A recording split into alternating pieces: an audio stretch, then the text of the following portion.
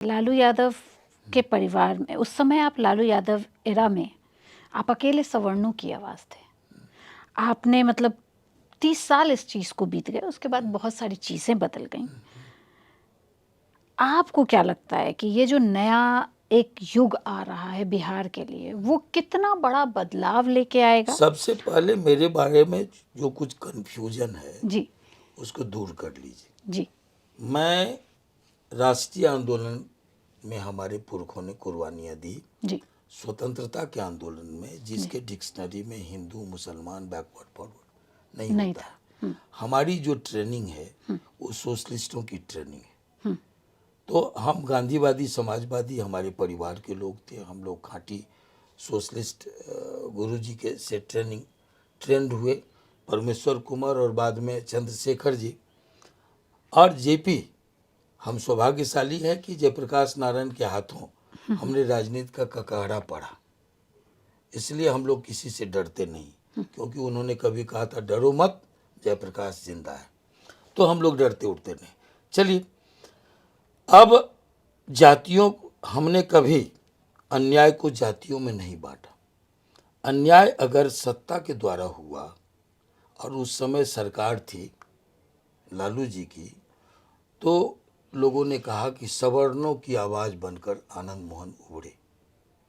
हम जो वहाँ पर घटनाएं घटी, माओ के साथ, बहनों के साथ, खेत खलिहान लूटे, थूक से टीके मिटाए गए, जाति पूछ के जनेऊ काटे गए, बसों से खींचकर नाम पूछ करके लोगों को अपमानित किया गया, पीटा गया,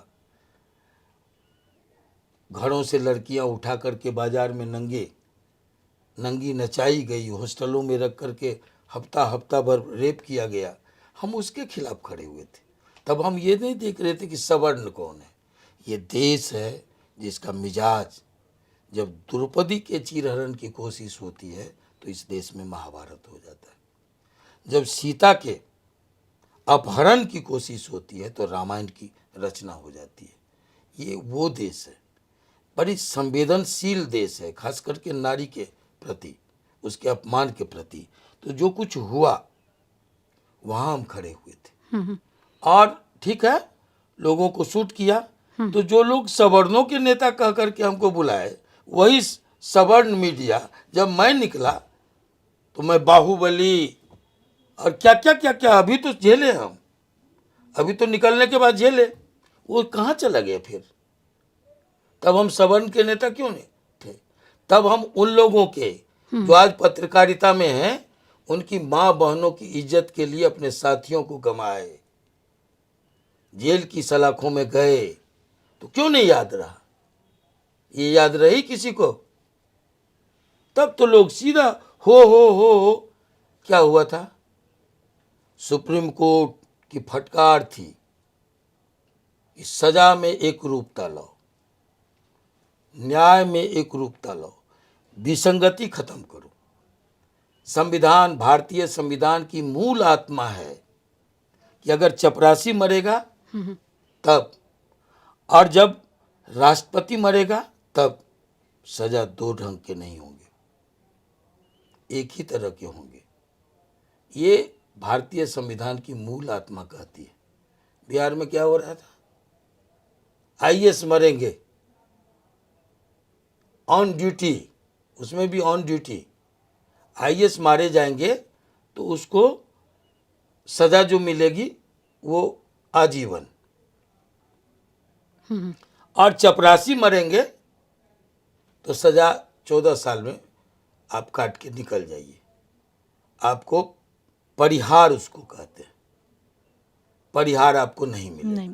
परिहार नहीं मिलेगा तो 20 साल रहेंगे, ये नहीं कि आजीवन रहेंगे, 20 साल। सुप्रीम कोर्ट ने 3 लोगों को छोड़ा, 3 जजमेंट इसके खिलाफ दिया। हाई कोर्ट पटना ने 2 जजमेंट दिया, और उसके बाद वहां से फटकार पड़ी सरकारों को, तमाम देश के सरकारों को, जिसमें बिहार भी है, कि सजा में एक रूपता लाओ।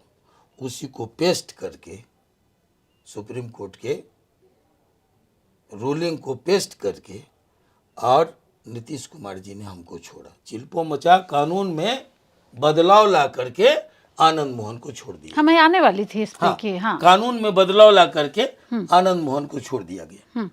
आप कम से कम मगजपच्ची तो कीजिए, खोजिए तो कि क्या हुआ था। वो तो खैर बनाइए, हम कोर्ट नहीं गए।